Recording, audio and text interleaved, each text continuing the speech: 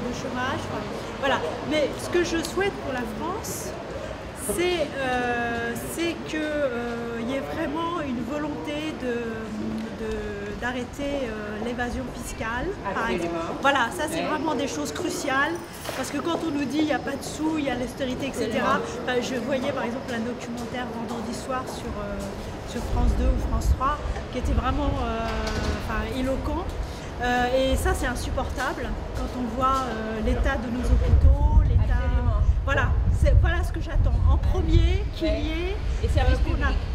Enfin non, c'est pas que le service, c'est l'évasion fiscale, ce qui fait que trouver l'argent, parce que c'est clair que le service public, si on ne peut pas employer des gens, enfin, je veux dire, si on ne peut pas maintenir les gens à leur poste, bah, c'est clair qu'il n'y aura plus de service public. Voilà. Mais moi je souhaite que ce modèle perdure, même si on paye des impôts. Et moi ce que je reproche à Sarko, c'est pas sa personnalité, qu'il est au Fouquet, qu'il a été au Fouquet, j'en ai rien à faire, on sait qu'ils y vont tous. Ce que je n'ai pas supporté, c'est qu'il a mis dans la tête des jeunes que le fait de payer des impôts, c'est mauvais. Ça c'est monstrueux. Oui. Voilà, ça c'est monstrueux. Et aujourd'hui, quand on discute avec des jeunes, moi j'ai des collègues qui sont plus jeunes, moi j'ai presque la cinquantaine, et bien c'est vraiment ce discours-là qui ressort. C'est insupportable de payer des impôts. Enfin, je veux dire, c'est comme si c'était une malédiction. Et ça, je voudrais que ça change. Voilà. Et je voudrais vraiment qu'il y ait une équité au niveau fiscal, au niveau des grandes entreprises, parce qu'elles peuvent faire des montages financiers qui font qu'elles... et en fait, il y a d'une part la mondialisation qui fait que nos postes partent à l'étranger, et ça, il faudrait faire quelque chose, parce que c'est pas normal de mettre en concurrence des gens qui sont payés 3 fois rien et des gens qui ont un modèle, il y a un modèle social derrière, et en plus, je veux dire, ces gens qui sont dans... Parce que moi, je suis d'origine algérienne, française avant tout, mais je veux dire, les gens qui sont dans les pays émergents, dit-on, ils ne sont pas gagnants dans l'histoire, parce qu'on n'en a rien à foutre puisqu'il y a des débouchés à l'étranger, on n'en a rien à foutre. Je veux dire, on ne va pas augmenter leur niveau de vie pour qu'ils puissent consommer, on va attaquer les marchés qui sont solvables. Voilà. Et ça, je voudrais que ça change.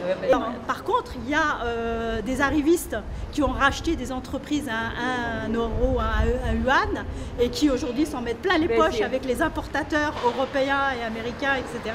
Mais par contre, le petit chinois de base, lui, il n'est pas gagnant dans l'affaire, ni le petit algérien, parce que c'est l'économie de bazar.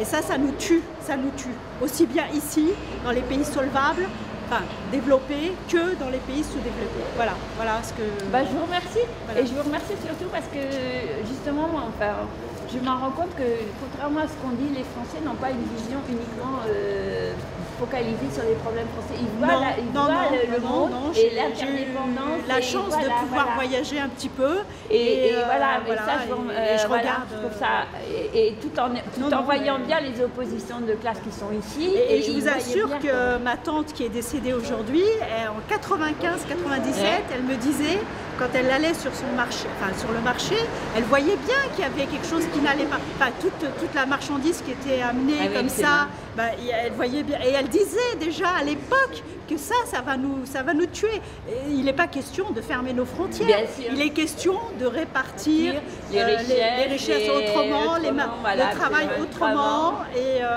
en plus, je veux dire, dans les pays sous-développés, si réellement il y avait un développement, c'est-à-dire si le niveau de vie augmentait, ils pourraient consommer, il y aurait davantage de richesses, et ils ne viendraient pas, ils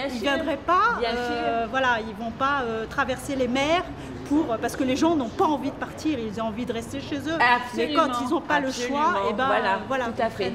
Je suis absolument d'accord avec vous, c'est ce qu'on disait tout à l'heure.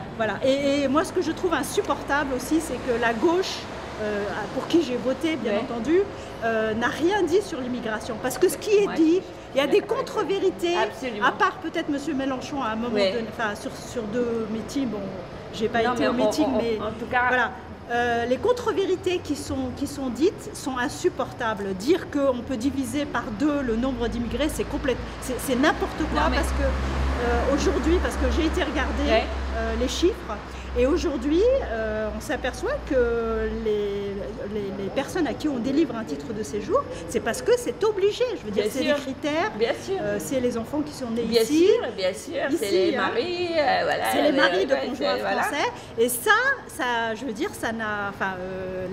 le regroupement familial. Le Parti socialiste n'a rien dit là-dessus.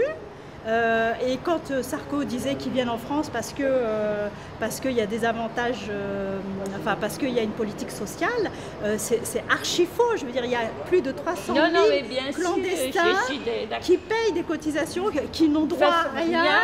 Et qui alors, rapportent plus qu'ils ne coûtent à la France. C'est intolérable. C'est intolérable. Surtout que la France, c'est leur pays qui a payé pour leur éducation, et c'est la France qui en bénéficie. Voilà, qui en bénéficie et qui paye les retraites. Nos retraites avec leurs cotisations.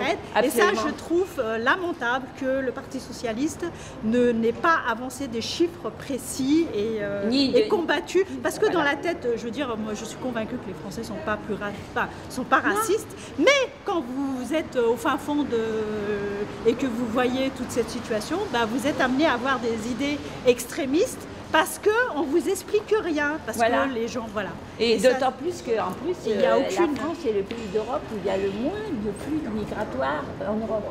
Alors ça, je ne sais pas. Je ne sais pas, mais ce qui est certain, c'est que... Il y en a beaucoup plus en Allemagne, etc. Il n'y a pas les mêmes il y a en plus, on dit qu'il y a une invasion tout d'un coup. Et c'est repris. Et alors, ce qui est encore plus intolérable, c'est que tous les journalistes reprennent... ne se sont absolument pas documentés sur la question, donc ils ne peuvent absolument pas débattre, ni reposer, ni relancer, ni poser des questions. Et ça, je trouve que c'est intolérable, aussi bien sur la mondialisation que sur d'autres sujets d'ailleurs. On est dans le sensationnel, dans l'audimat, excusez-moi du terme, mais dans la merde, quoi. Vraiment. Non, mais de la même façon que l'audimat, on divise les Français et l'étranger comme on divise les fonctionnaires et les salariés du privé. Non, mais je veux dire, la façon dont on traite l'information, quel que soit le sujet, c'est insupportable. C'est spectacle. Voilà, on est Vous avez vu le film Les Chiens de garde? Non, je n'ai pas vu.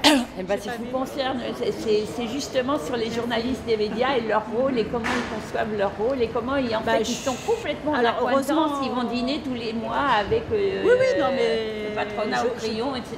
Je ne sais pas s'ils dînent, mais en tout cas, la façon dont l'information est traitée, c'est lamentable, surtout pour un pays comme la France. Enfin, je veux dire, moi, ça me... J'ai honte. J'ai honte. J'ai honte parce que...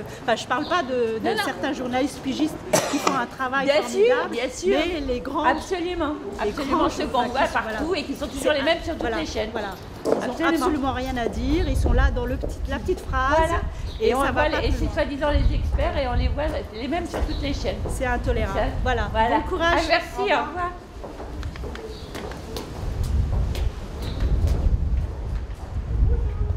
Bonjour Véronique, ça va? Il n'y en a pas plusieurs, tu peux pas faire parce qu'on est obligé de... Ça coûte.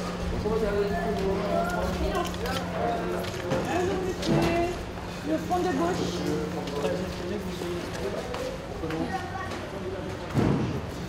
dehors.